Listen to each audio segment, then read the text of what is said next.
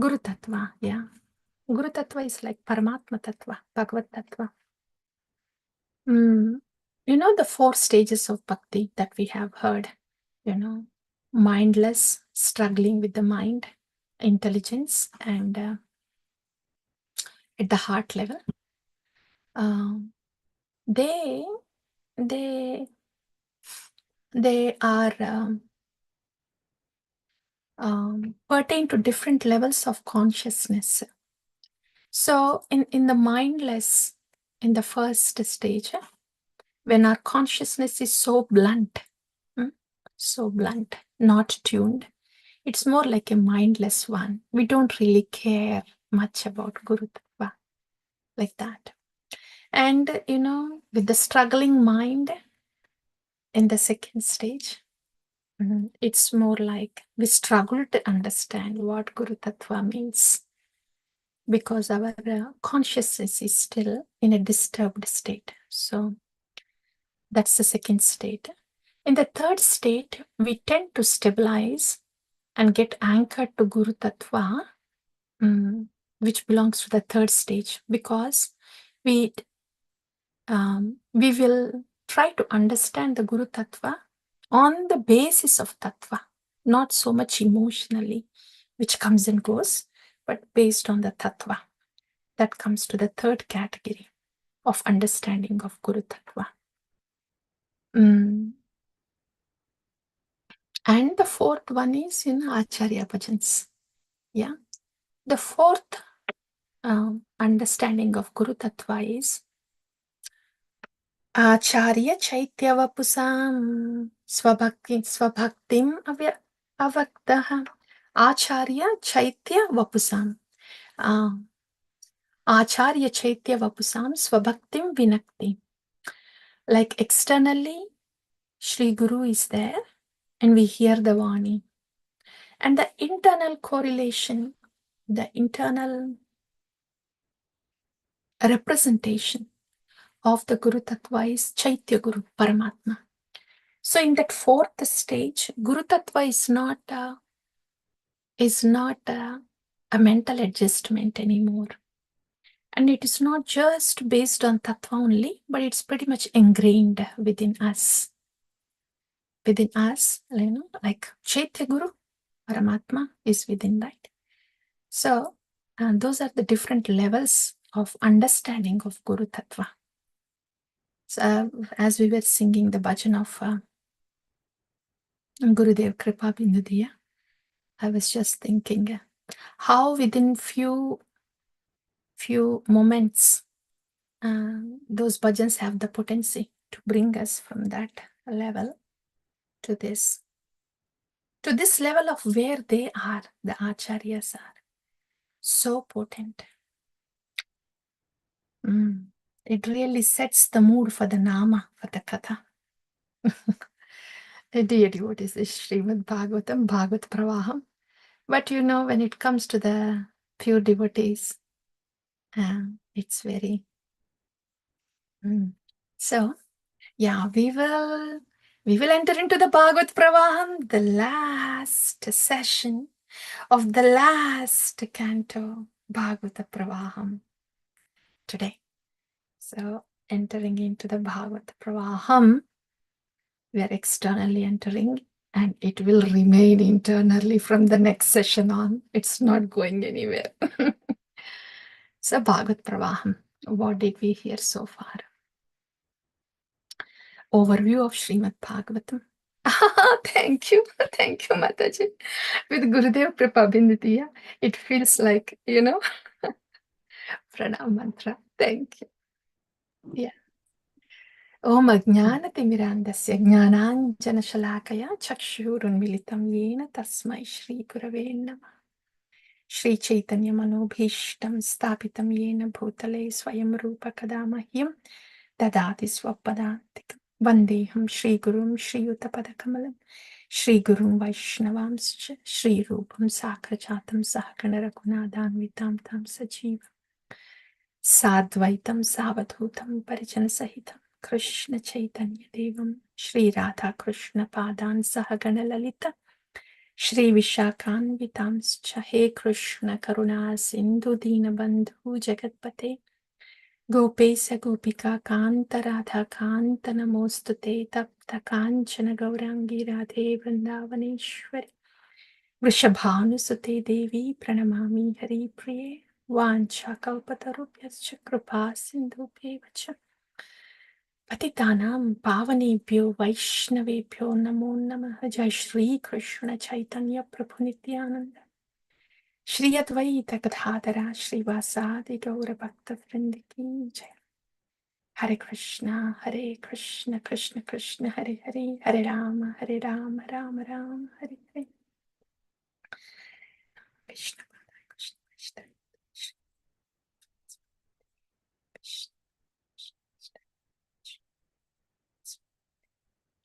Namo Vishnu Padaya Krishna Preshtai Bhutale Srimate Bhakti Vedanta Swami Niti Namine Namaste Saraswati Devi Gauravani Pracharine Nirvisesha Sunyavadi Paschatya Desatarini Stale Stale Yasya Kripa Prabhabihi Krishna Nyatrishna Janasamhitana Nirmulitaye Bhavanti Tasmai Namo Namah Shrila Narottamaya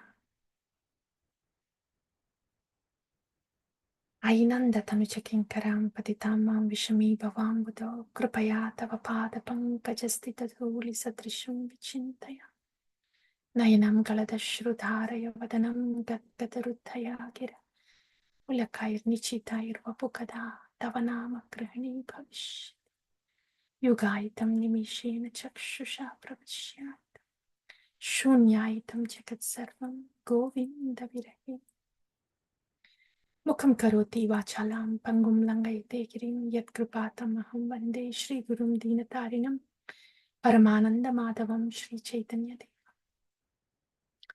Narayanam Namaskrityam Naram Chaiva Narottamam Devim Saraswatim Vyasam Tato Jayam Udirayat Tadhapi Kirtayami Yanga Yadamatim Yadashrutam Kirtim Harim Swam Satkartum Giram Anyapidasatim Stitir Seva Gatir Yatra Smatir Chinta Stutirvacha Bhuyat Sarvatmana Vishnu Maityam Tvaicheshtit Om Namo Bhagavate Vasudevaya Om Namo Bhagavate Vasudevaya. Om Namo Bhagavate Vasudevaya Om Bhagavate Vasudevaya. Om Namo Bhagavate Vasudevaya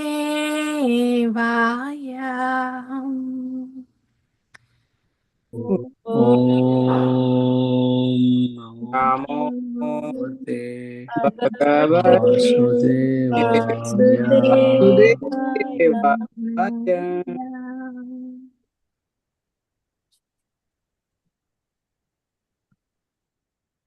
So, dear devotees, Bhagavad Pravaha. We have heard about the overview of Srimad Bhagavatam and then how Srimad Bhagavatam is Lord Krishna himself. And after that, the summary of Srimad Bhagavatam. That's what we have heard. We are coming back to the summary again now in the 12th canto. So we have heard the first canto, second canto, third canto, fourth canto, fifth canto, sixth canto, seventh canto, eighth canto, ninth canto, 10th canto, 11th canto, 12th canto, first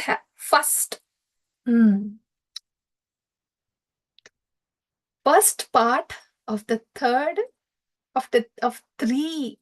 first of the three parts of the 12th canto, second of the three parts of the 12th canto is heard, and now the very final part, final session of the last canto of Srimad Bhagavatam.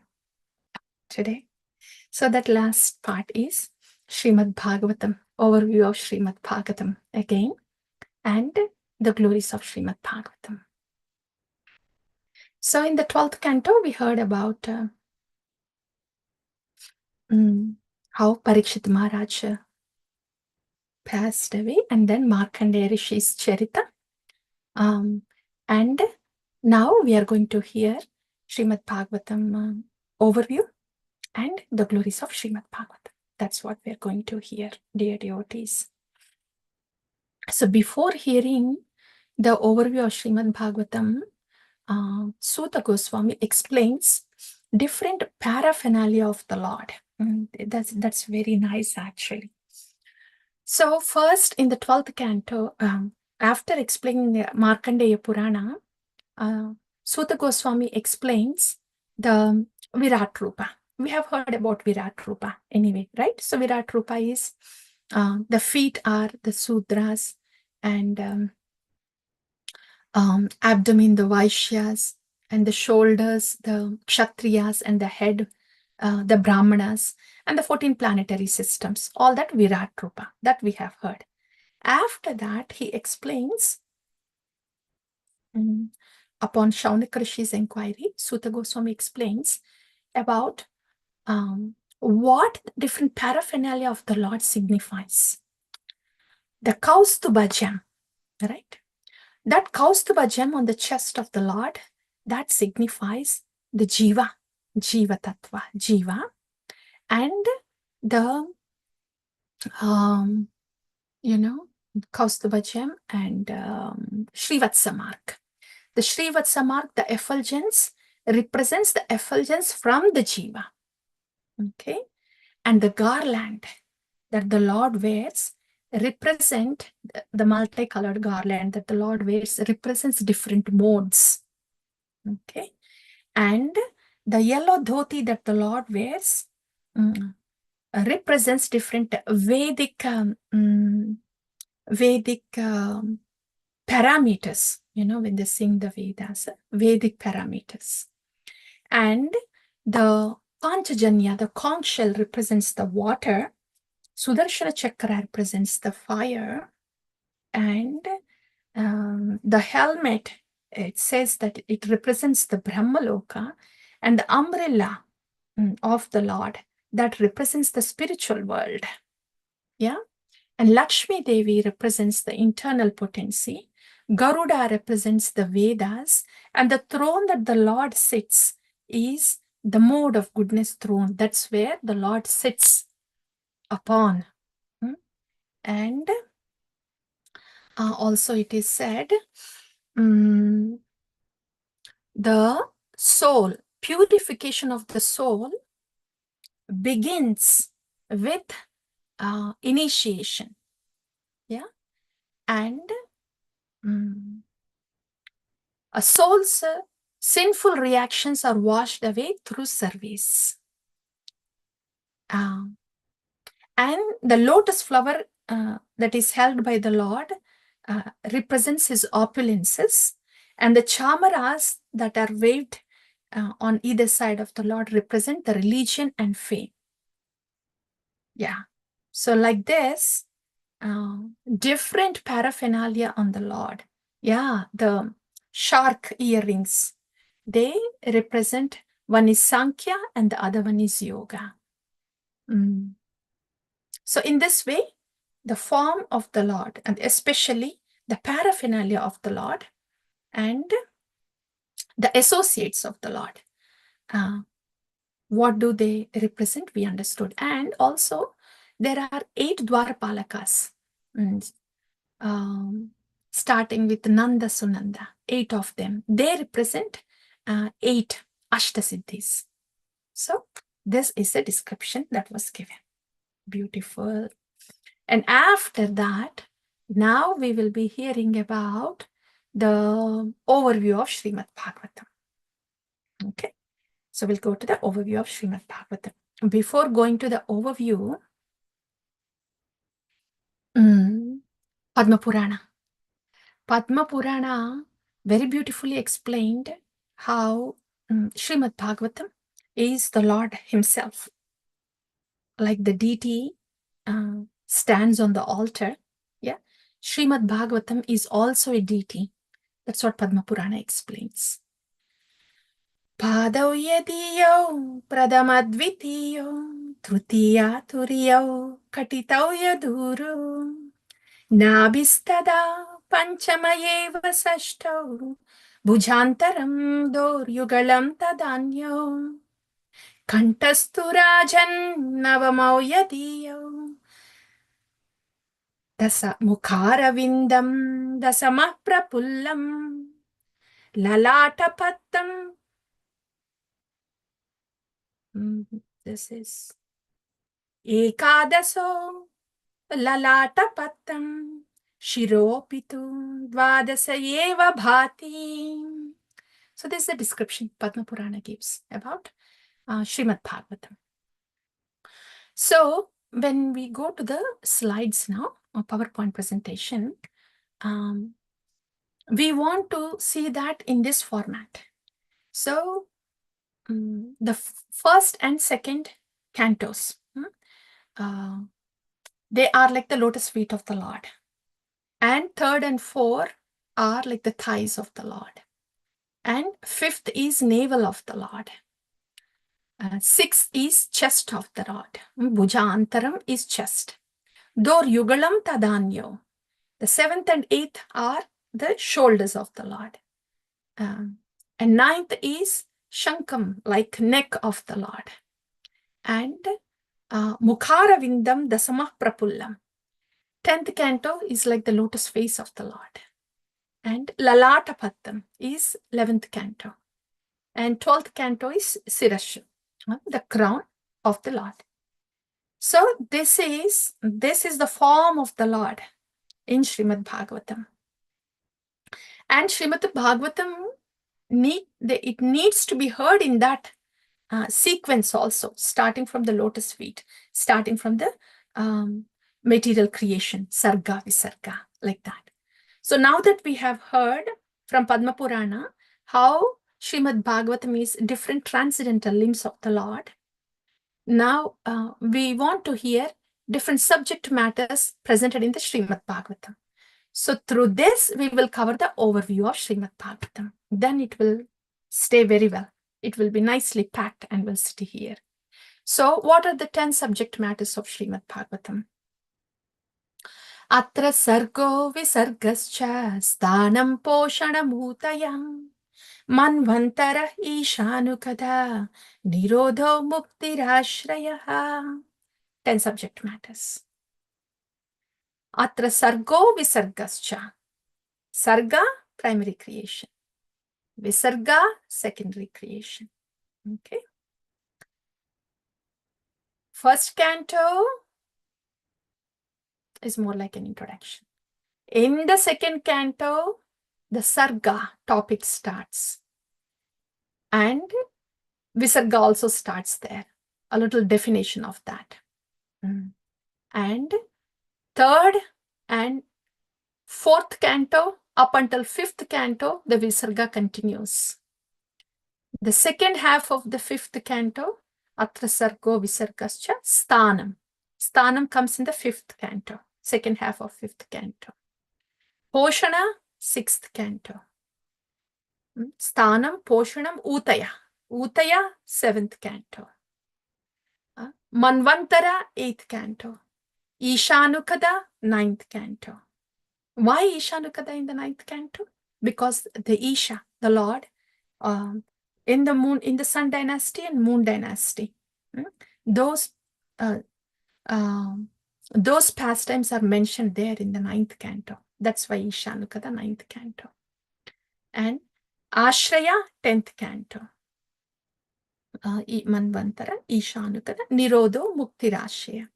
Mukti, 11th canto, Nirodha, 12th canto. Okay, those are the 10 subject matters of Srimad Bhagavatam that we have heard. So we have heard what Padma Purana said and the 10 subject matters of Srimad Bhagavatam. Now we will walk through these 10 subject matters. Okay, ready? Yeah. So now we can look at the slides. Actually, I was thinking We will quickly walk through. This will be a quick one. And if possible, the next 3 weeks, it will be a quick jogging today. In the next 3 weeks, if we slowly walk through these 12 cantos overview like that, then it will be very nicely, the whole Srimad Bhagavatam, it will be like a revision and very nicely packed, arrayed, layered very well. So it will be good for us. That will be the plan.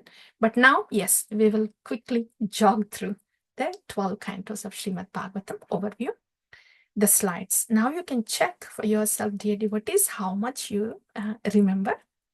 I'll share the PowerPoint now.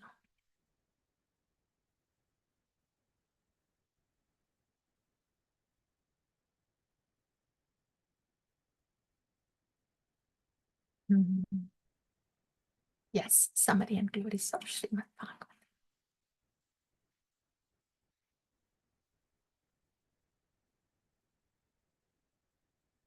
There you go.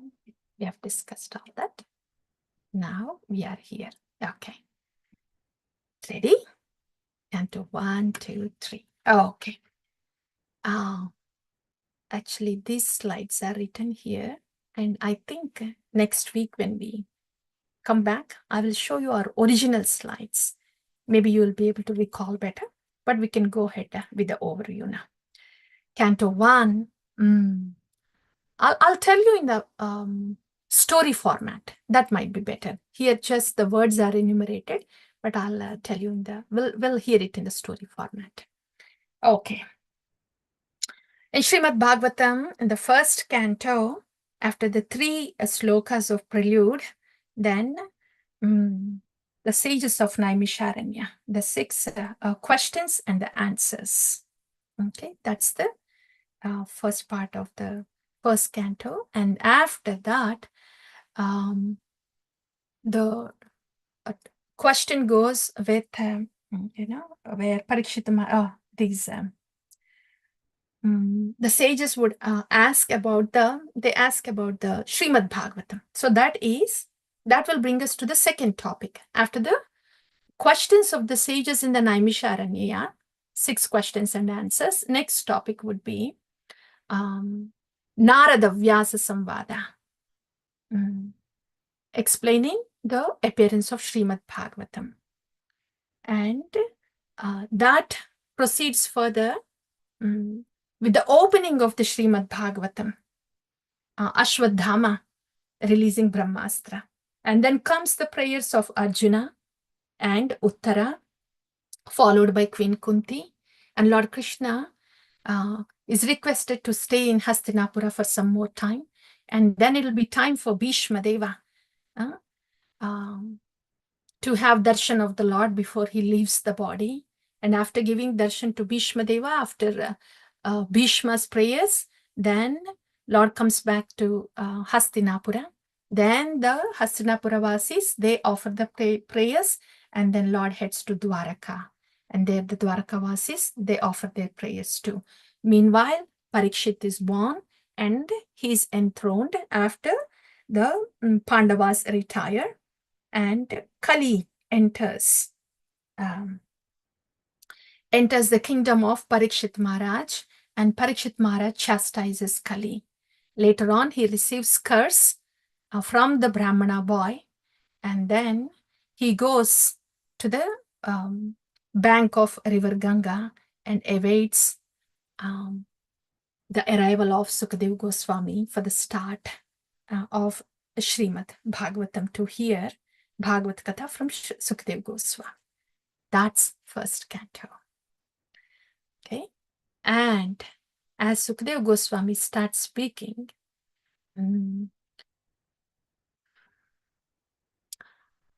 Parikshit Maharaj is explained. Sukadeva Goswami explains about the different yogas.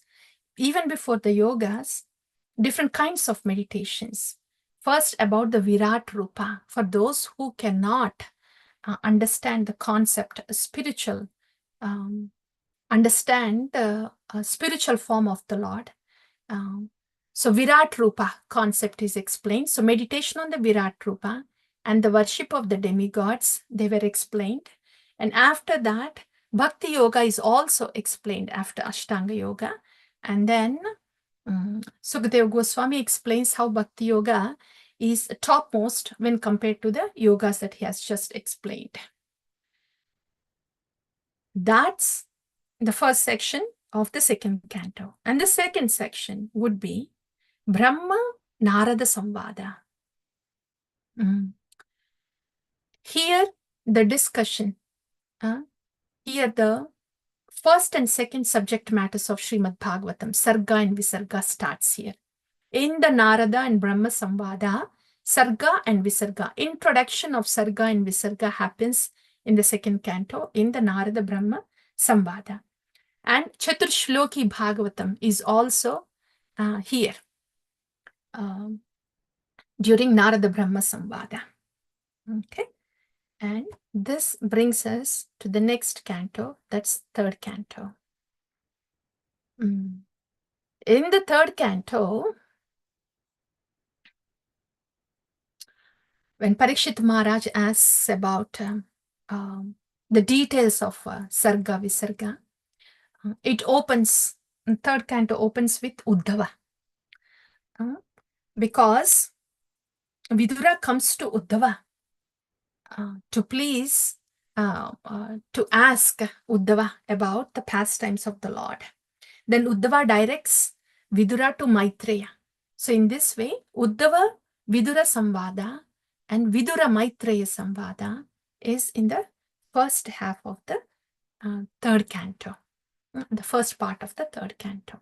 So Vidura Maitreya Samvada is in the first part of third canto. Narada Brahma Samvada was in the second canto. In Vidura Maitreya Samvada, details of Sarga is discussed. In Canto 3, almost all the Sarga is described in Canto 3. Only the definition and introduction was given in Canto 2, but in Canto 3, Sarga, the whole of Sarga is described here. And the Sarga is Mahavishnu providing the elements for the creation. So that is Sarga. Starting from the glance of Mahavishnu and interaction with Pradhana forming Prakriti, and then Prakriti transforming into Mahatattva, Mahatattva to Ahamkara, from Ahamkara coming the three modes. And from the three modes, the Panchamahabhutas, Tanmatras, in the mode of ignorance and in the mode of passion, it is Karmendriyas and intelligence, and in the mode of goodness is mind and Devatas. And after that is the formation of Virat Rupa. Up until there, it is Sarga. Visarga starts when the Anda, the Brahmanda, when Garbhodak Sai Vishnu enters the Brahmanda, then the life comes within the Brahmanda. From Garbhodak Sai Vishnu comes Brahma, and from Brahma, the Visarga starts. Visarga is secondary creation. So, after Garbhodak Sai Vishnu enters into the Brahmanda, Brahma comes out of the Garbhodak Sai Vishnu, and the blueprint, Virat Rupa is the blueprint. So on this blueprint, Brahma builds these apartments, that is the 14 planetary systems. So now that the apartment, Brahmanda, the whole house is built, now whatever souls are present in this Brahmanda, Brahma will give bodies to them, 8,400,000 species, through his descendants. And who came out from Brahma? From Brahma, first comes the 4 Kumaras while deliberating spiritually, and then comes Narada Muni while he was meditating on the Lord, and then comes Rudra when he was angry, and then comes, there are about 10 sages or so. They come from Brahma, and finally Swayambhu Manu comes.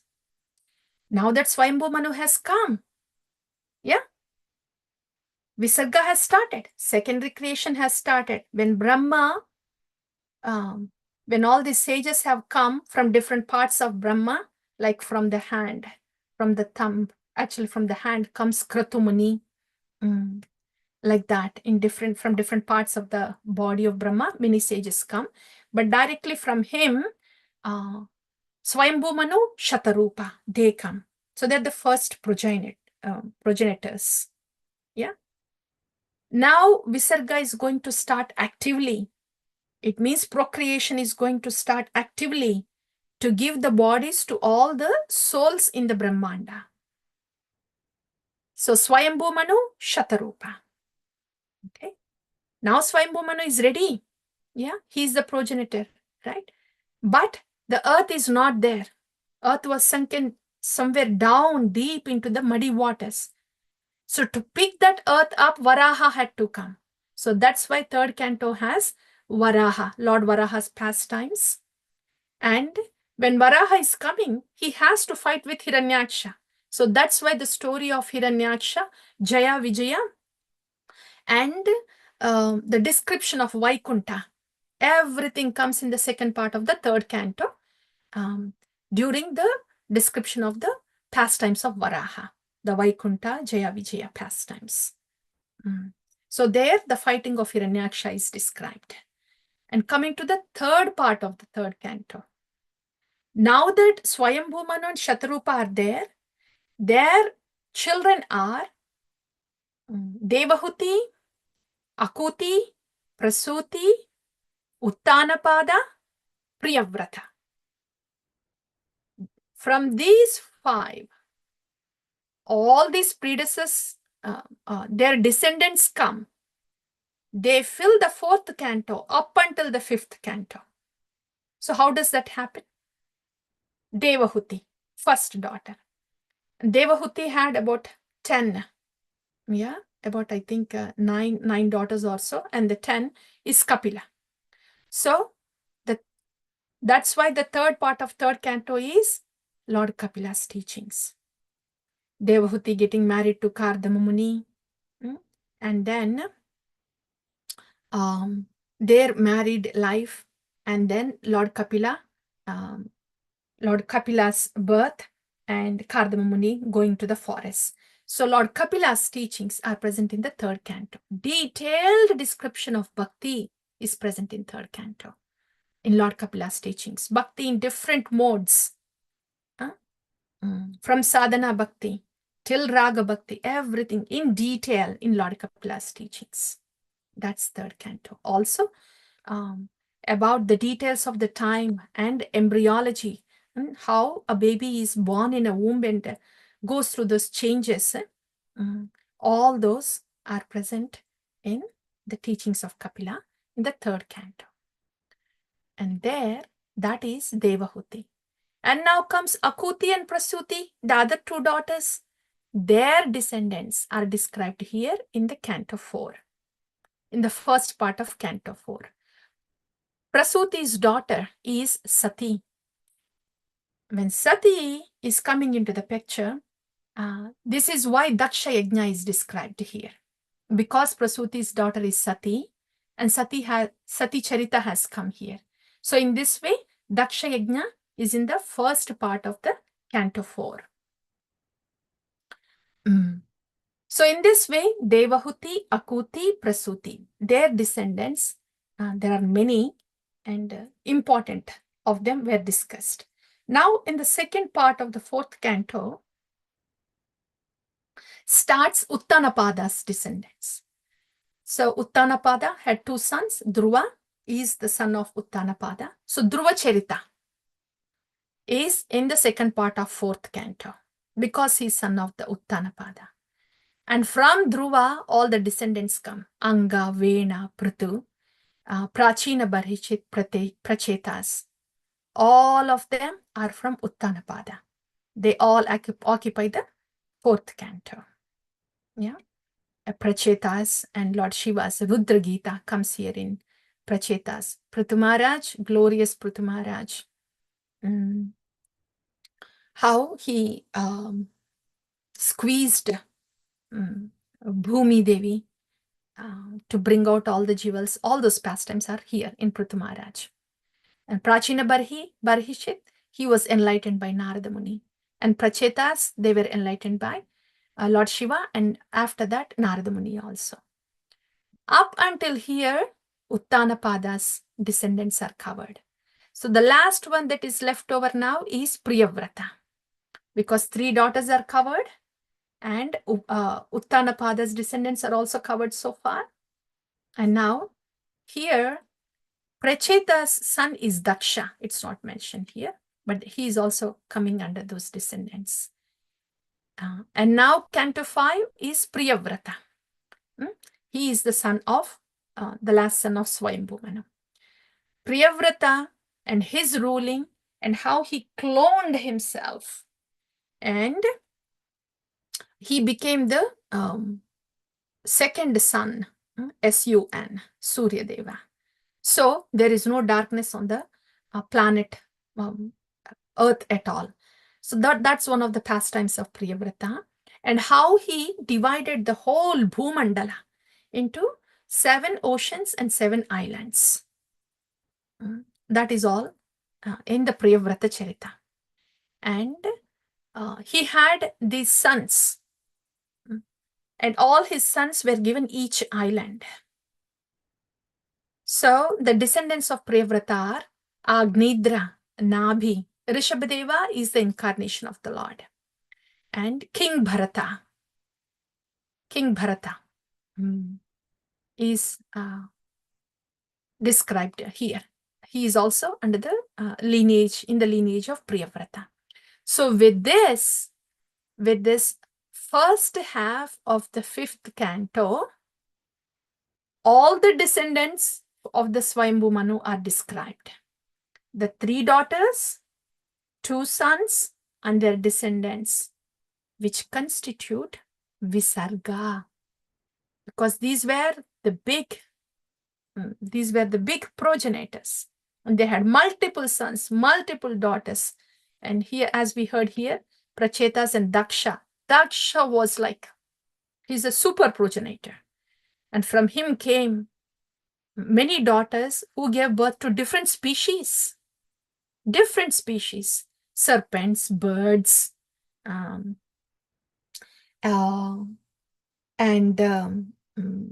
these 4-legged animals, like that, many. So in this way, Visarga, which means giving bodies to all the souls, 8,400,000 species souls, has happened up until the first half of the 5th canto. Now that Sarga has happened, Visarga has happened. In other words, the Lord has supplied all the ingredients to Brahma, and Brahma has nicely built a big house in this Brahmanda with different apartments, like 14 planetary systems. And in each apartment, he has put different souls in different apartments, and there are bodies given to those souls. So this placement of these living entities with their bodies in different parts of Brahmanda is called Sthanam. Sthanam means placement. So Sthanam is discussed in the 2nd part of 5th canto. This is where the description of the universe comes. The 14 planetary systems, and this is all the Bhumandala, 7 islands and 7 oceans, all of that. When this discussion has come, there was description of the hellish planets. That's where Parikshit Maharaj asks, oh my goodness, up until now I have heard about all these lineages, great kings, great devotees, full of devotion, everybody happy here, and all of a sudden I hear about hellish planets. Oh, so the souls go to hell also? Oh my God, that's very painful. So how can the souls be saved from not going to hellish planets? with that question, as an answer to that, Poshana is started in the 6th canto. Poshana means to maintain the souls, to give protection and maintenance to the souls. So 6th canto is about Poshana. In this, there are three big ones. How Harinama did Poshana to Ajamila. So, Harinama Poshana to Ajamila. That's Ajamila Charita. And there's a little bit about Daksha's continuation of Visarga there. And the second part is how Chitraketu, he was in a king body, but he was cursed by Mother Bhavani. In spite of that curse, when Chitraketu was transferred from a king body to the body of a demon, Vritrasura, so that's more like a downgrade body. Even then, how his bhakti was so beautifully maintained, how the poshana of his bhakti continued, was beautifully described here in Chitraketu and Vritrasura Charita. That's the second part of the 6th canto.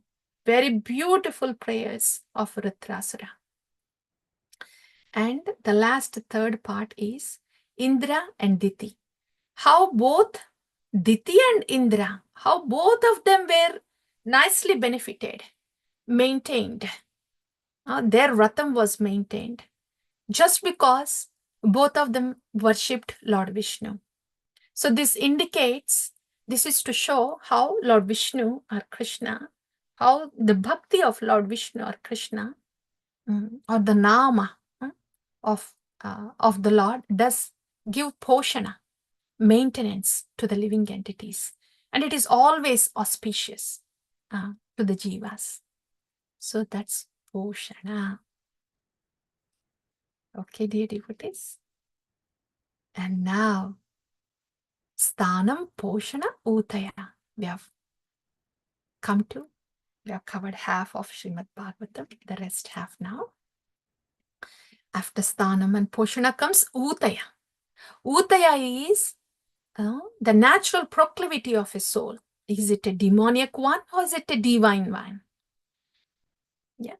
There, the divine proclivity of Prahalada and demoniac proclivity of Hiranyakashipu, they are very elaborately demonstrated in these pastimes of Prahalada Charita. And for those souls who are not so divine, like Prahlada Maharaj, and who are not so demoniac as Hiranyakashipu, the rest of the souls, for them, what can be done in order to attain Lord Vishnu? There, Varnashrama Dharma is explained. So, for the divine souls, the Lord is already attained. And for the demoniac souls, they are too far. They are envious of the Lord. And for those souls that are in between, who are wanting to take the shelter of the Lord, and not so envious as Hiranyakashipu, then Varnashrama process is there for gradual purification and building up of Sukriti. So when there is a pure devotee, they take up the process of bhakti and head towards Prahlada Maharaj's pure devotion. That is all described in Uti 7th canto. Then Manvantara Atra Sargo Visargascha Sthanam Poshanam Utaya. Manvantara. Manvantara is 8th canto. One day of Brahma has 14 manus. Right? So, about each manu, a description of each Manvantara is given in canto, 8th canto. So these manus are 14, right? We are in the 51st day. 51st year of our Brahma, first day of the 51st year of Brahma. That's where we are now, the time scale. And in that day of Brahma, we are in the middle, 7th Manvantara. So far, how many Manus have ruled? Swayambhu, Swarochisha, Uttama, Tamasa, Raivata, Chakshusha. 6 Manus have ruled so far. And right now we are being ruled by Vaivashvata Manu. So about the rule of these 6 Manus.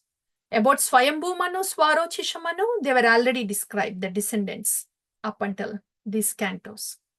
And later on, Uttama and Raivata. These are brothers and the sons of Swayambhu Manu. So descendants of Uttama Manu and Tamasa Manu, they were given, the details were given there. And in each Manvantara, the Lord appears in a specific incarnation. And in Tamasa Manu, Manvantara, the Gajendra Moksham is described because the Lord appeared as Hari. Lord appeared as Hari in Tamasa Manvantara. So that's why Gajendra Moksham was described here in the 8th canto. That is Uttama Tamasa. And then comes Raivata and Chakshusha. In Chakshusha Manvantara, Samudra Mantanam pastime is described because the Lord appeared as Ajita. He appeared as Ajita and took the form of Kurma Avatara. Because he appeared as Ajita, took of Kurma Avatara, this whole Samudra Mandanam pastime was explained. And this is in Chakshusha Manvantara. The Manvantara that was just before ours, Chakshusha Manvantara. After that, Vamanadeva and Bali Maharaja, their pastimes were described too. And in when Matsya Avatara was explained, then there was description about King Satyavrata, who would become the Vaivashvata Manu, the next Manu, like our Manu, who has become our Manu, Vaivashvata Manu. So this is how 8th canto explains all these pastimes. The Gajendra Moksha, Samudra Manthanam, Bali Maharaj, Vamana and Bali, pastimes, and about the Satyavrata. Then to Ishanukatha. This is simple. Ishanukatha. Isha coming as Lord Rama and Lord Krishna. So Vaivashvata Manu, he has 2 sons. He has many sons. And Ikshvaku, from Ikshvaku, Lord Ramachandra chose to appear in Ikshvaku dynasty, Sun dynasty. And the other son was Sudyumna, who was cursed to be a female for a certain period of time. So he turns to Ila. So through Moon and Ila is born Aila. So in his dynasty, that's the dynasty of the Moon. And Lord Krishna chose to take his appearance in this dynasty, the Moon dynasty. So Canto 9 describes about Ishanukatha, the Sun dynasty and Moon dynasty. Since the Moon dynasty has started here, the chief amongst Yadu, Lord Shri Krishna, everything about Lord Shri Krishna, the Ashraya. Mukhara Vindam Dasama Prapullam, 10th canto. Starting from the appearance of the Lord, the Vrindavan, actually born in Mathura, taken to Vrindavana, all the pastimes in Vrindavana, and then Akrura brings Lord Krishna and Balaram to Mathura, and the pastimes in Mathura. And after going to Sandipani Muni, And after the education, Lord Krishna, Jarasandha comes to fight, right? And that grand escape of the Supreme Personality of Godhead, who can terrify the fire personified, had to escape Ranachora, famous Ranachora, to form Dwaraka. And there, after forming Dwaraka, all the queens, one after the other, starting with Rukmini Devi, all the queens of Dwaraka, and he's going to the Hastinapura also. During Dwaraka, stay in the Dwaraka, Lord goes to Hastinapura also. So the 10th canto gives detailed pastimes of the Lord. And it is spilled over a little bit to the 11th canto. And the beginning of the destruction of Yadu dynasty. That is covered in the 11th canto. How the Yadu dynasty was cursed to be destroyed, cursed by the sages to be destroyed. That was discussed in the first part of the 11th canto. After that, everybody heard the curse. Then Vasudeva was still there. And he was thinking, oh, now that the sages have cursed, the Yadu dynasty will be destroyed. And I wanted to make sure if I've discharged all my responsibilities properly. Narada Muni is here in Dwaraka all this time because Krishna is here. So I want to inquire from Narada Muni if there's anything that is my responsibility that is undone. So I will go and request Narada. And he asks the questions about liberation and bhakti. And that's when Narada explains about the discussion, instructions of Navayogendra with Maharaj Nimi. Yeah. So that's the second part of the 11th canto. And meanwhile, the demigods, all of them come. They come to Lord Krishna. They thank him. And Brahma, headed by other demigods, after thanking the Lord, Brahma says, okay, Lord, if it is your wish, it is time for you to go back to your spiritual realm, my Lord. After reminding the Lord like that and requesting him, Uddhava was present there. When the Lord says, yes, it is time for my disappearance from here. So when the demigods were speaking with the Lord, Uddhava was present there. So after the demigods left, Uddhava asked Lord Krishna, oh Lord, I have heard this. It looks like you are going to close your pastimes on this earth planet. Would you please take me with you?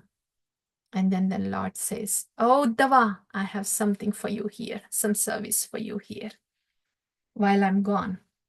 And then I will instruct you certain things, Uddhava. You will have to carry this message to the sages in Badrikashrama. That's how Uddhava Gita starts. And Uddhava Gita, what are covered?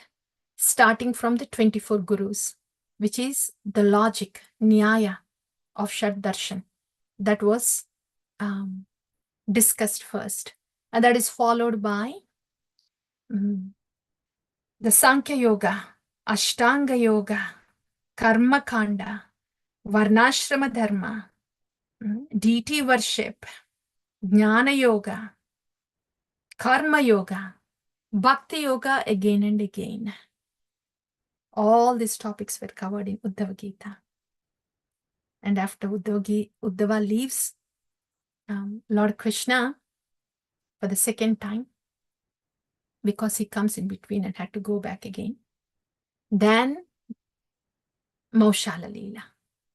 Then the destruction of Yadu dynasty happens, and the Lord disappears from this planet. That's 11th canto. Lord has disappeared. Kali Yuga has to come. Kali Yuga enters. And what are the characteristics of Kali Yuga? That's the first part of the 12th canto. In that, characteristics of Kali Yuga and the departures of Parikshit Maharaj. That was discussed in the first part. Yeah.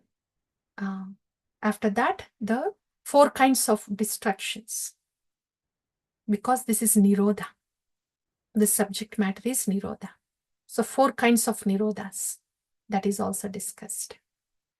Kali Yuga, Parikshit Maharaj departure, and 4 kinds of Nirodhas or Pralayas.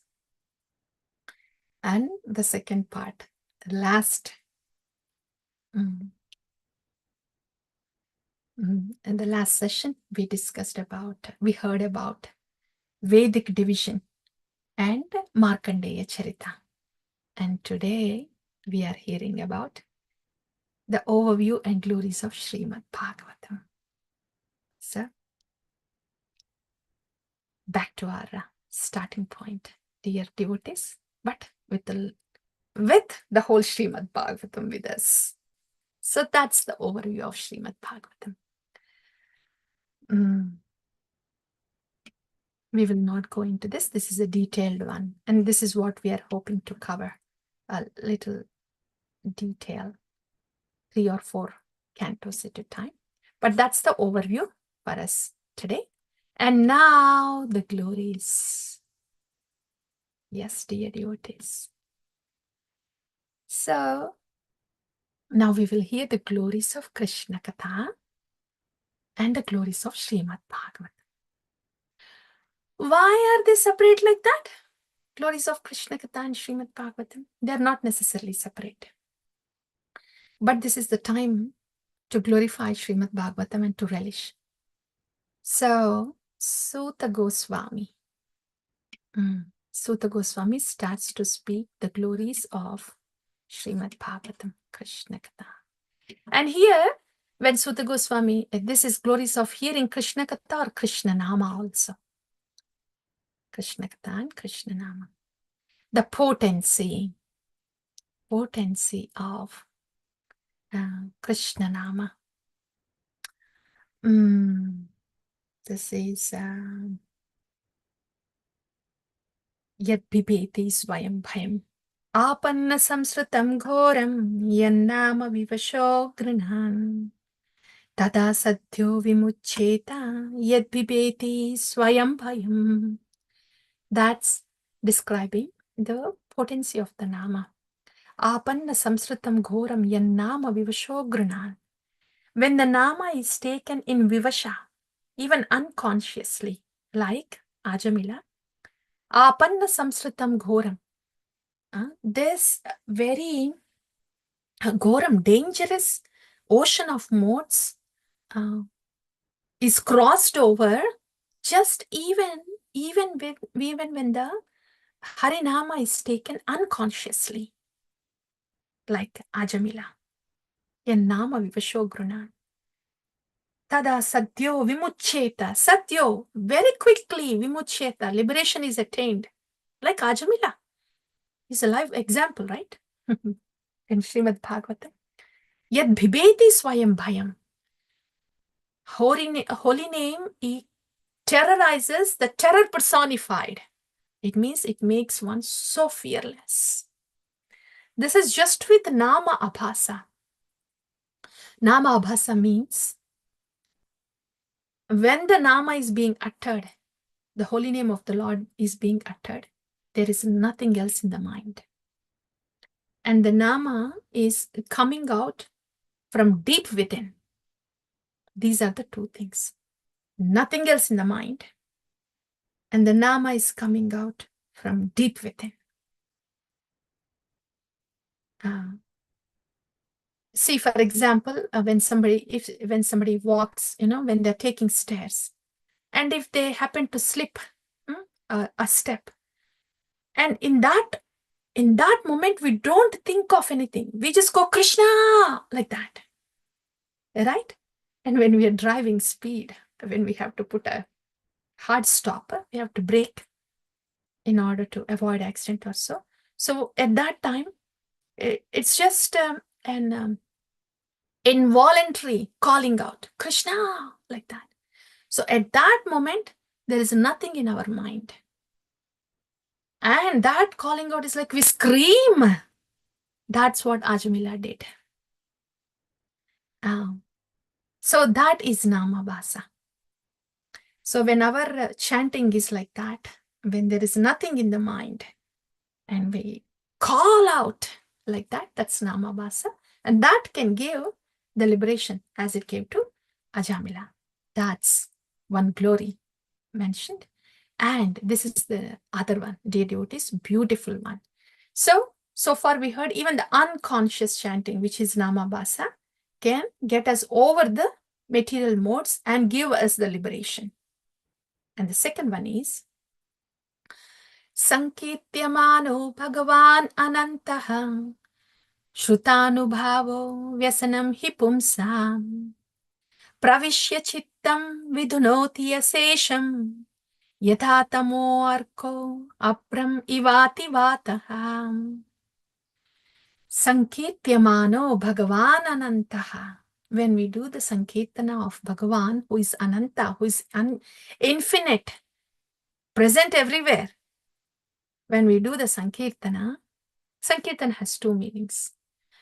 Many coming together and singing, glorifying together. And Samyat iti Kirtana. The other meaning is we are glorifying with our whole self. Whole self means, we know, right? Bhakti in 4 stages. And from the 4th, 1, 2, 3, 4, the whole self. Not just the words, the mind, the intellect, and our heart, everything there. That is also Sankirtana. So, yeah, when Sankirtana of Bhagavan is done, then Shrutanubhavo Vyasanam hi pumsam Pravishya Chittam Vidunoti Ashesham. Shruta Anubhavo Vyasanam hi pumsam. The pumsam is when a person does the Sankirtan like that. Pravishya Chittam. The Lord enters into, Pravishya enters into consciousness, our consciousness, personally enters into our consciousness. When we do the Sankirtana, holy names of Lord Hari, and after entering into our consciousness personally, what does Lord do? Vidunoti Ashesham. He starts cleansing our consciousness. Harinam. Cheto Darpanamarjanam. This is Cheto Darpanamarjanam. How does that happen? 2 beautiful examples here, dear devotees. Yada tamo arko. When the sun rises, you don't put separate effort to drive away the darkness. It happens. And when the wind blows hard, you don't put separate efforts, but the clouds get dissipated. It happens automatically.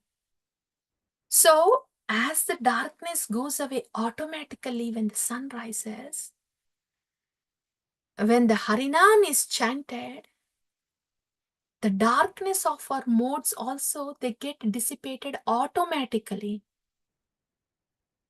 We just have to expose ourselves to that sound, transcendental sound vibration of Harinam.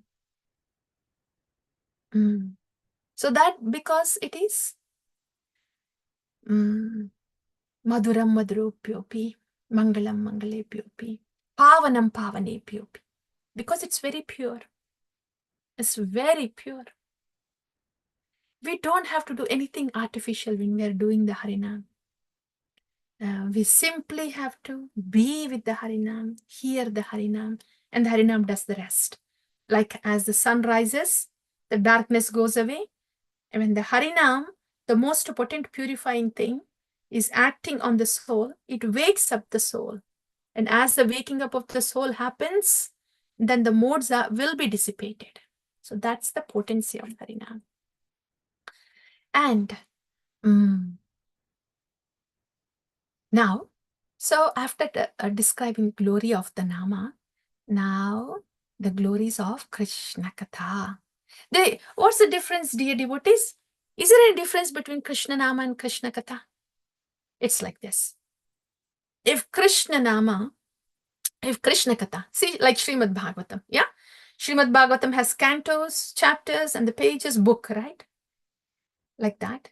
Krishna Nama is the title of the book. It means in the Nama, the Rupa, Guna, Leela are all present.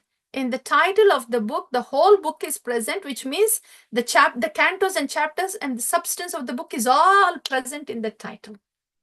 And also, if the Krishna Katha is like folders, and if all the folders are put in a hard disk and transferred over, that hard disk is Nama. Because Nama has Rupa, Guna, Leela. So one word of Krishna has the whole Srimad Bhagavatam. That's why Rupa Goswami faints even when he's uttering one word, one Nama, Krishna, like that. So there's no difference between the Nama and Katha, but the glories of the Nama are known through Katha.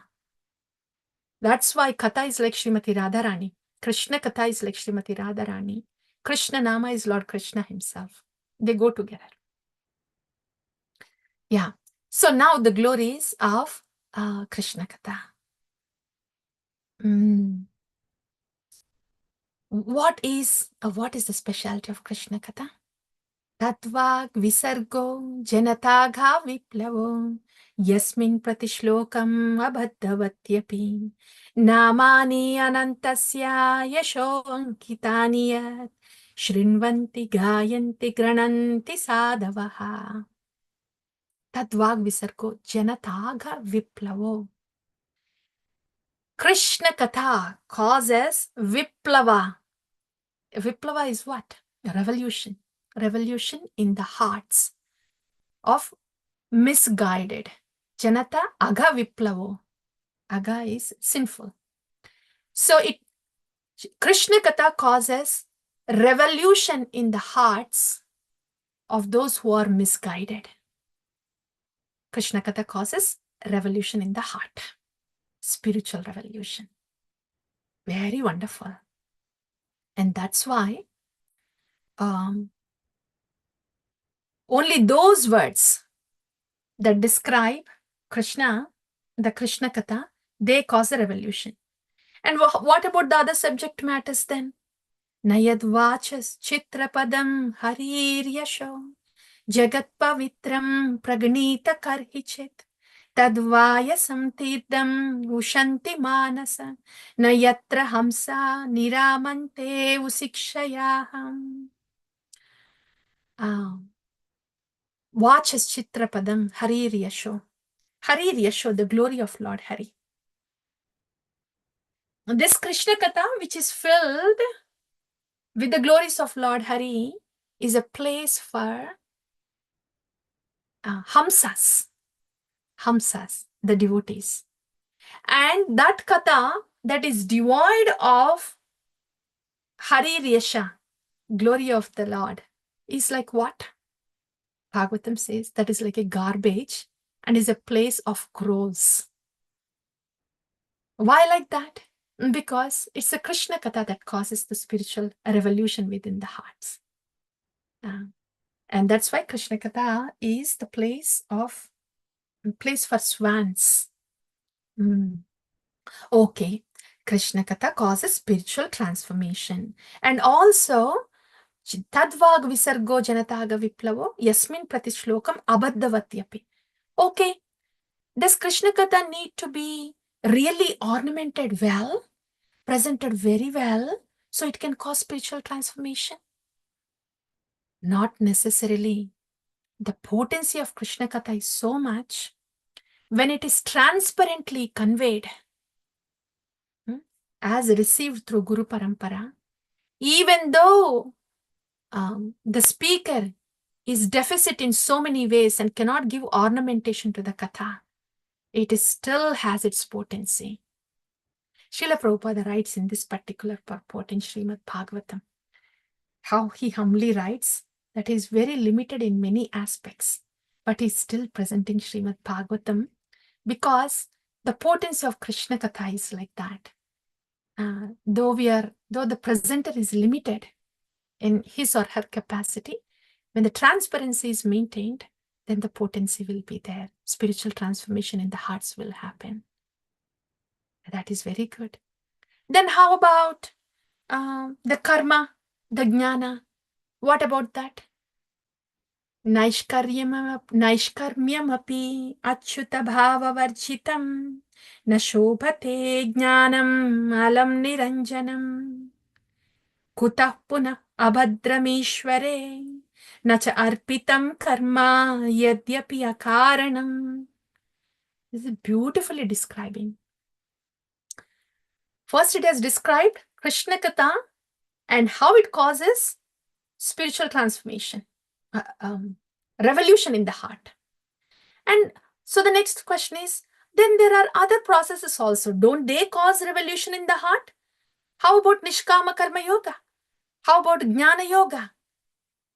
And for that, the answer is, even if it is Nishkama Karma, Naishkarmyam api Achyuta Bhava Varjitam, if there is no Bhava of Achyuta, and even if it is Jnana, Na Shobhate Jnanam Alam Niranjanam, if there is no Krishna in there, Niranjan in there, Na Shobhate, it is not beautified.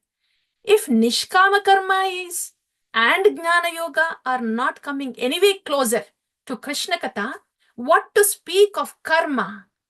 Nacha arpitam karma yadyapi akaranam. What to speak of karma which causes bondage to the conditioned souls? I like that. And this is highlighting and putting the spotlight on Krishna Katha and how only Krishna Katha can do the cause the revolution in the hearts, not the other processes. And the next thing is Varnashrama Dharma. Oh, Varnashrama Dharma is too far.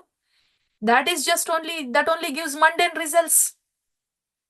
As opposed to that, if somebody attentively hears or recites the transcendental qualities of Supreme Lord, then one can remember the lotus feet of Lord Hari. Is that so? Then what happens when one remembers lotus feet of Lord Krishna?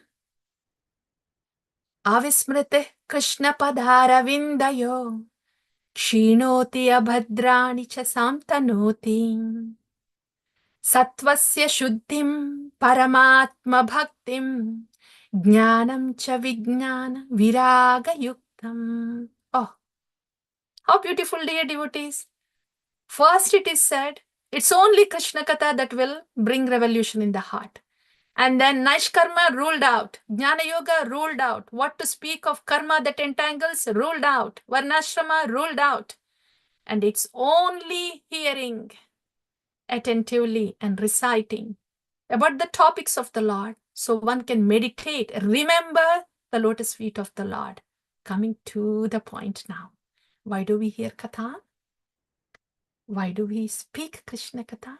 So there can be smarana. Shravanam, why? Kirtanam, why? So there can be smarana. Smarana of what?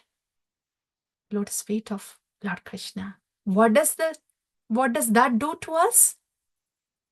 Avismriti Krishna padara vindayo kshinoti abhadrani. Abhadrani. All inauspiciousness is destroyed. Any inauspicious has to come from the lower modes. All that will be destroyed. Yeah? And cha kshinoti abhadrani cha shamtanoti, and awards greatest fortune. Inauspicious destroyed and awarding great fortune. Misery is gone and then the bliss enters. Sattvasya shuddhim. Dear devotees, look at that. Sattvasya shuddhim. This is nama chintamani. What happens when the chintamani touches anything? Say when this chintamani touches a stone, the stone also turns as chintamani. Because they're saying desire fulfilling stone. Like that. So what happens when the Nama touches us? Nama is very Shuddham. Sattvasya Shuddhim. There is Shuddha Sattva. But when Shuddha Sattva Nama is touching a dirty conditioned Jiva, what does it do? The Nama will not become dirty. Sun will not become dirty. Sun will continue to shine.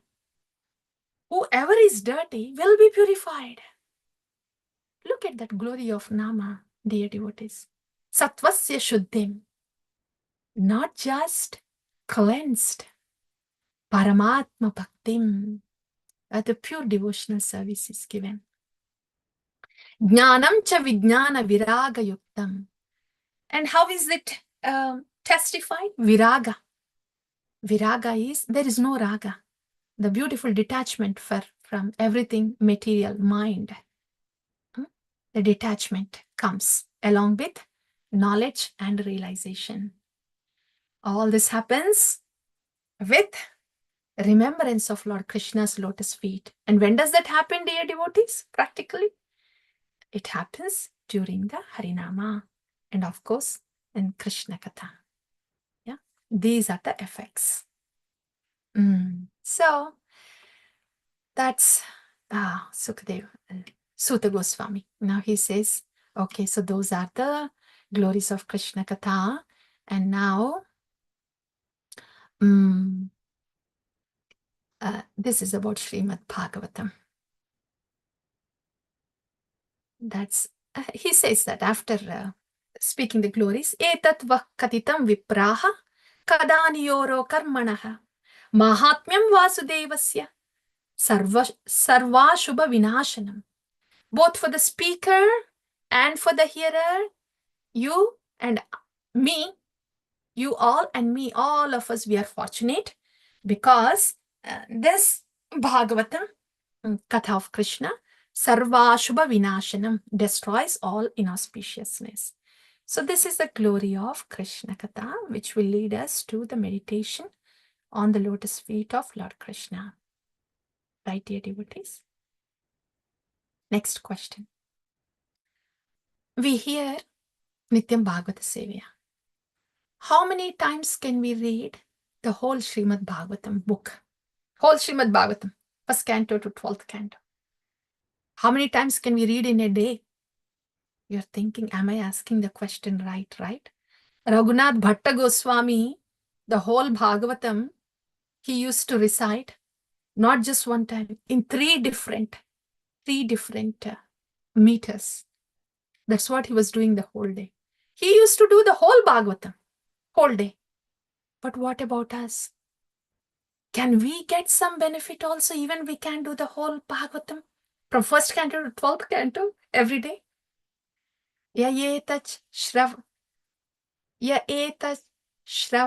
nityam yamakshanam ananyadhi shlokam ekam tadardam va padam padardameva vam shraddhavanyo anushrunayat punati atmanam eva saham.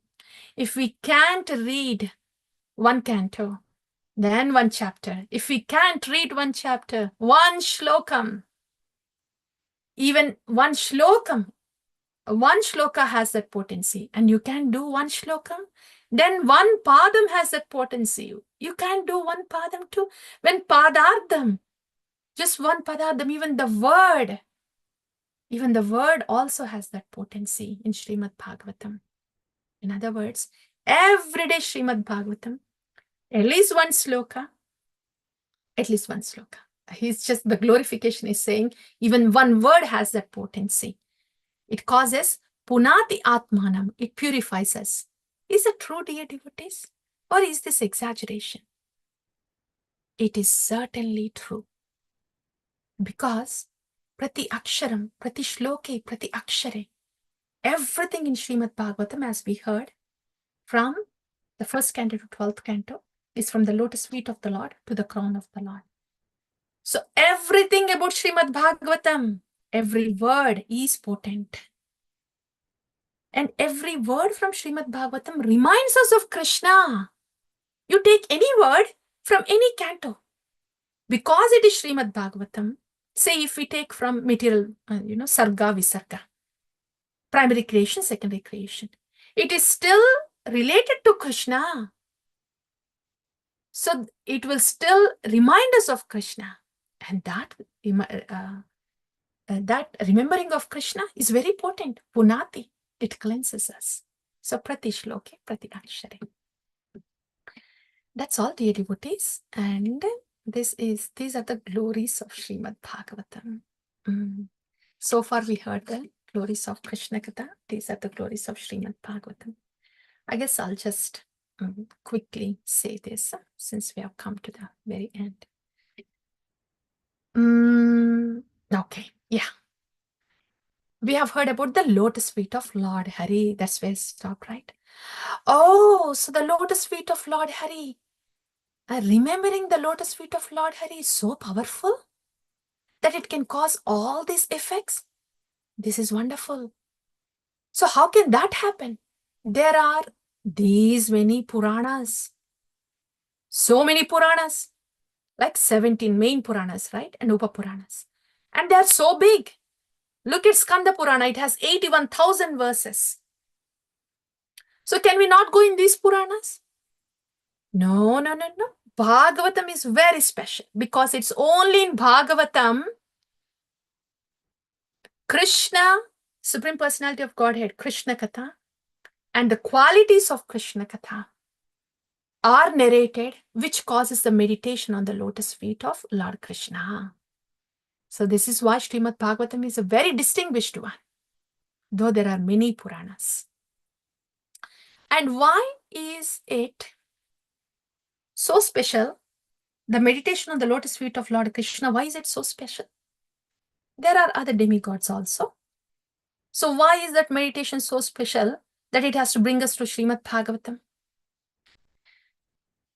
Yam Brahma Varunendra Rudra Maruta Stuvanti Divyastaver Vedai Sangapada Kramopanishadair Gayanti Yansamagaha Dhyanavastita Tadgatena Manasa Pashyanti Yam Yogino Yasyantam Navidu Surasuragana Devaya Tasmai Namaha. This is why lotus feet of Lord Krishna is so important. Yam Brahma Varunendra Rudra Maruta Stuvanti Divyaistavai. Brahma, Varuna, Indra, Rudra, Maruta, all the demigods. Stuvanti Divyaistavai. They are reciting the glories of who? Lord Krishna. Vedair sa Angapada Kramopanishadair Gayanti Yam Samaga. What are these Vedas, Upavedas, and Upanishads, all of them together singing about? That's Lord Krishna. Dhyanavastita tadgatena manasa pashyanti yam yogino. Who is it that all these yogis are meditating upon in the heart? That's Lord Krishna, the Krishna Paramatma. Yasyantam navidu surasuragana devaya tasmai nama. Who is that person whose beginning and ending is not known even to the demigods and demons? That's the Supreme Personality of Godhead. And this is why Srimad Bhagavatam, which is full of descriptions and details of Supreme Personality of Godhead, is very special. So these are the specialties, dear devotees. Why is Srimad Bhagavatam so special? And these are the last 3 months. Yeah, we are almost here. That we have heard, right? So Srimad Bhagavatam, that's the only Purana that aids the conditioned soul to meditate upon the Supreme Personality of Godhead.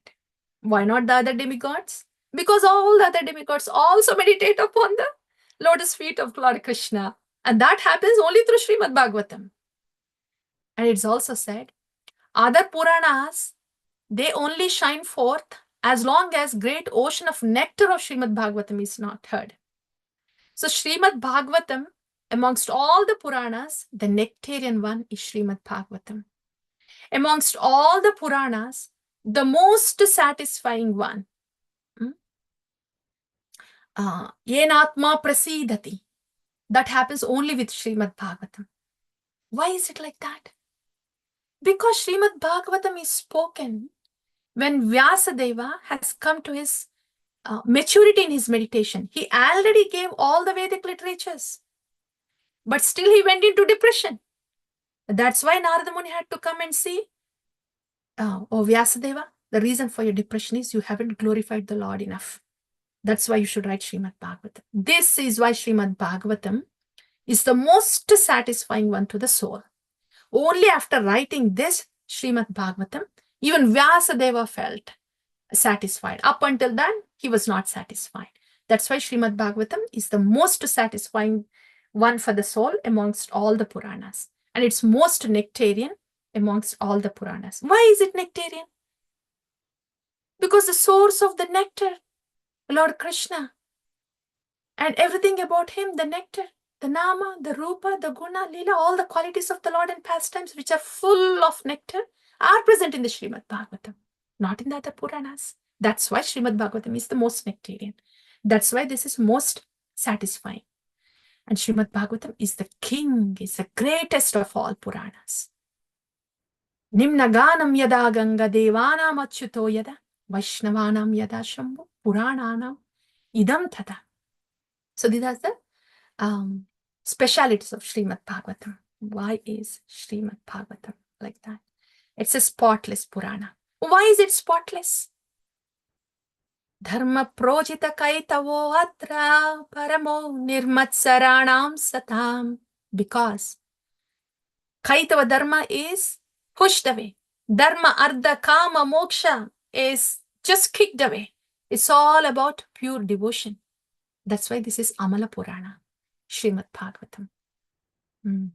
And especially when it is coming through Gauranga Mahaprabhu, what to say? Not only Amala Purana, but Krishna Prema. When it comes through the explanation of Gauranga Mahaprabhu, so that's Srimad Bhagavatam. So those are the glories of Srimad Bhagavatam, dear devotees. This is the last shloka of Srimad Bhagavatam. Last shloka, in the last chapter of Srimad Bhagavatam. After explaining all these glories of Srimad Bhagavatam, look at this, dear devotees. This is the last shloka. Nama sankirtanam yasya sarva papa pranashanam pranamo dukkha shamanas tam namami harim param. Nama sankirtana yasya sarva papa pranashanam. It is Nama Sankirtana only, the Harinama only, that causes, that destroys all sinful reactions. And pranamo dukkha shamanas, yeah, and it gives solace for the troubled souls. So to that, Nama Sankirtana, tam namani harim param. So the holy name of Lord Hari, the holy name of Lord Hari is the congregational chanting of the holy name of Lord Hari, destroys all the sinful reactions. Dear devotees, the whole Srimad Bhagavatam is spoken. So much about everything about the Lord and the pure devotees. Everything is spoken. And this is coming to a closure. And this is the last shloka that Srimad Bhagavatam is endorsing to us. Harirnama, Harirnama, Harirnama, Yeva Kevalam, Kalau na asti eva na asti eva na asti eva gatiranyada. Nama Samkirtana Yasya, Sarva Papa Pranashana. And this is when Chaitanya Charitamrita starts, dear devotees, with Gauranga Mahaprabhu bringing the Harinama from Goloka. For the Nama Sankirtana, where Srimad Bhagavatam ends, Chaitanya Charitamrita continues. So that's all. And Suta Goswami says, now the closure statements of Suta Goswami. I am meditating upon that supreme absolute truth, Lord Krishna, who gave all this Bhagavatam to Brahma. And Brahma gave it to Narada Muni. And Narada Muni gave it to Vyasadeva. Vyasadeva gave it to Sukadeva Goswami. And from Sukadeva Goswami, it was heard by Parikshit Maharaj. And I was in that assembly. And I get to hear that Bhagavatam.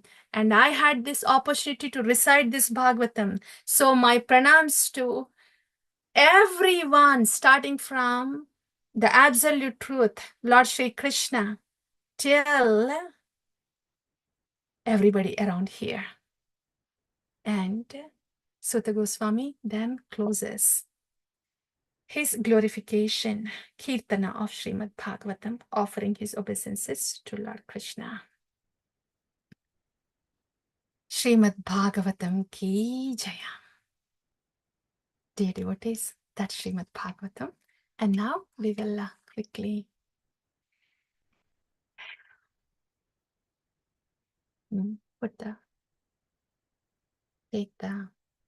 we'll quickly take the points, the take-home points. Srimad Bhagavatam, the last session in the 12th canto, is about, we have heard about different paraphernalias of the Lord, of what each one signifies. Okay, and after that, we heard about the whole overview of Srimad Bhagavatam, the 10 subject matters. Atra sarko visarkascha sthanam poshanamodaya manvantara ishanukada nirodho muktirashre. After that, we heard about the glorification of Krishna Katha. How Krishna Katha is the only one that causes revolution in the heart, not the Naishkarma or Nishkama Karma, not the Jnana Yoga, what to speak of karma and what to speak of Varnashrama. It is this Krishna Katha and Krishna Nama and that gives us the remembrance of the lotus feet of Lord Krishna and the auspicious effects of remembering the lotus feet of Lord Krishna. All the troubles are gone away and all the fortune comes. And Shuddha Sattva, because Krishna Nama, Krishna Katha is Shuddha Sattva.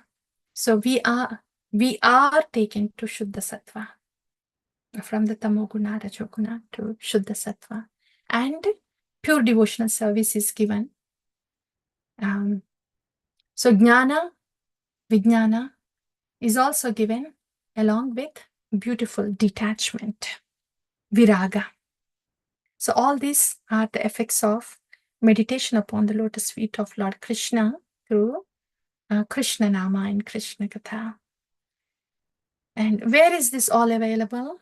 It's available abundantly in Bhagavata Purana, Srimad Bhagavatam. That's why this Srimad Bhagavatam is special amongst all Puranas. They don't glorify so much about Lord Hari, and they don't have all these pastimes and description of the qualities of Lord Hari. So it's Srimad Bhagavatam that has the Krishna Katha and Nama, which helps us meditate on the lotus feet of Lord Hari. So that's the significance of Srimad Bhagavatam. And Bhagavatam is the most nectarian one because it has nectarian qualities and pastimes of nectarian personality, the Supreme Lord, Lord Shri Krishna. And Bhagavatam is the most satisfying Purana. Bhagavatam is the Purana that gives deepest satisfaction to the soul, complete satisfaction. And Bhagavatam is the king of all Puranas.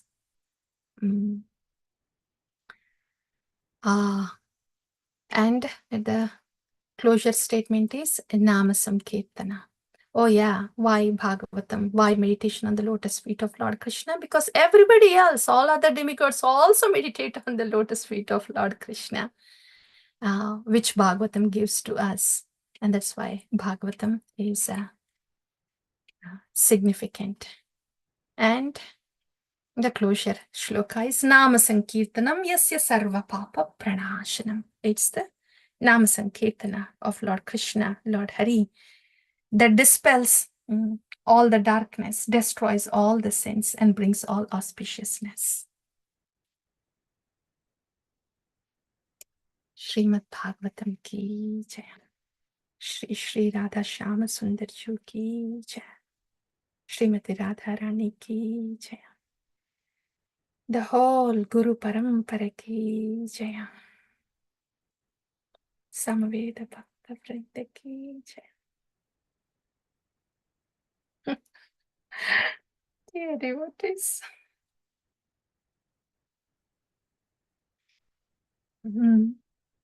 That's the 12th canto, the last session. So I was thinking, now that we have heard this, if we go through these chapters, these cantos, we only heard overview. Now, that was a quick overview. If you have made notes, you only would have some words there. It will be very useful, dear devotees, to have your own words in your own notes, because we all will have to, we will want to read Srimad Bhagavatam completely. It's our writing and our words will link our memory. That will help. If you have already done that, well and good. So only words might have come out when we jogged through all the cantos. So I'm just thinking we have 3.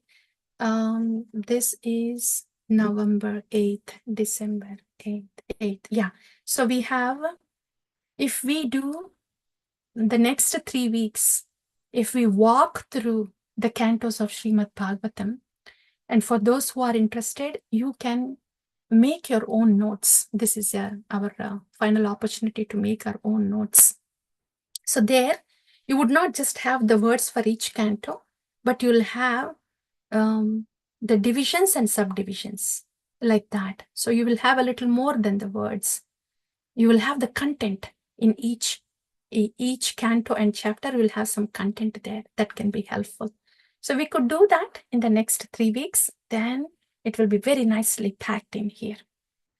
So some devotees were asking for revision. I didn't think much about that then, but it actually makes sense. And we have 3 weeks, we could do that. And the last week, 4th week, from whatever we have discussed in these 3 weeks, from your notes, you please speak for 2-3 minutes. Whatever you wanted to speak from your notes for 2-3 minutes, your heart-touching point somewhere. So that will be the last session. Yeah? Does it sound okay, dear devotees, or what do you say? Yes, Mataji. Yeah, sounds okay. Yeah. Yeah. I was thinking maybe just hear from you all next week. But then I thought if we walk through once, then you will have an opportunity. Doing it now will be more beneficial because we just heard the whole Bhagavatam. So doing it now will cause good imprintation. That's why we plan to do like that next 3 weeks. Yes, dear devotees, now. And I hear one yes from Pran Pavitra Prabhu. Rest of the devotees is okay? Yes, Yeah, sounds Mataji. Yes, Mataji.